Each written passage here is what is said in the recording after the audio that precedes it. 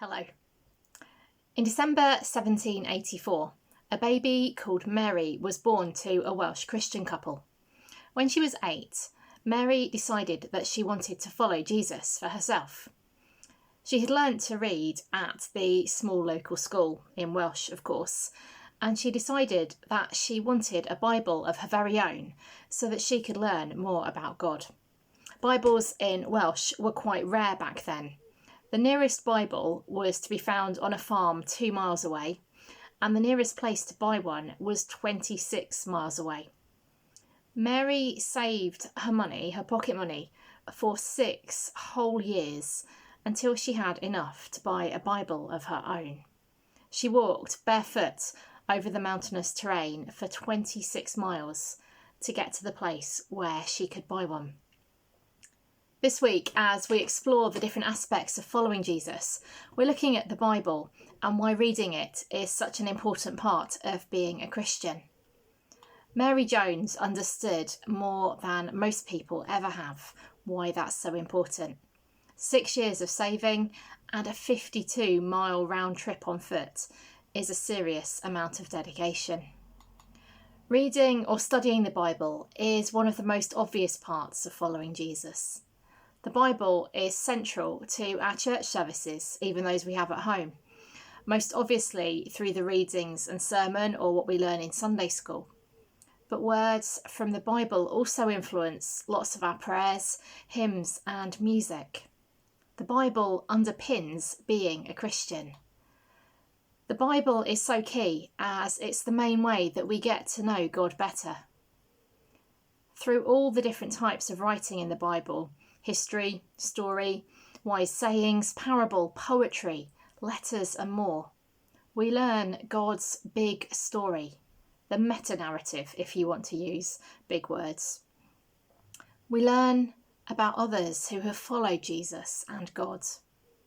We learn how to live life in all its fullness, and we learn just how precious we are and how much we are loved. Some people reckon it's a bit boring to read the Bible, but you'd be surprised at what's in there. A quick Bible quiz for you. Which of these 4 examples is found in the Bible? A love story where the man says that his fiance's hair looks like goats coming down a mountain. Someone baking bread over a fire fueled by human poo. A talking donkey. Or someone being murdered with a tent peg. Which do you think it is? Okay, it was a trick question. All of those examples are found in the Bible. If you want to know where to find them, just contact me and I'll let you know. There are some amazing, weird and quite frankly funny stories in there. The Bible is also seen as dangerous. So great is its power to change us that in a significant number of countries, it's illegal to own one. The Bible isn't necessarily something to be read from cover to cover like we do most books.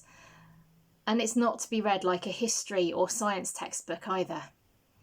It's best when we read it with an open mind and asking God to speak to us through what we read. As we do so, we learn more about God, more about the world, and more about ourselves as well. When we read the Bible asking God to help us understand it, it becomes more than just words on a page, and it can have a huge impact on our lives. During lockdown, I've spent a bit more time than I usually do reading the Bible. It's inspired me, it has comforted me, it has challenged me and unsettled me. Probably most importantly though, it has helped me to keep my focus on God when there has been so much uncertainty about. That's why reading and studying the Bible is such an important part of being a Christian. God isn't particularly impressed by how quickly we can look up a specific Bible verse. Neither is he bothered by how much of it we've managed to learn off by heart. What matters, what God cares about, is whether we put into practice what we've read and learnt, whether or not it helps us to follow Jesus, whether or not it shows us that our lives have been shaped by God's priorities. There are lots of different methods for reading the Bible, different apps, different books of notes to help us. Look some up and see what you think might help you. What we found inspired us once might not be so appealing now.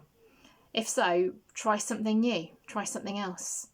The important thing is that we engage with God's word and let it have an impact on us, that we ask God to speak to us through what we read.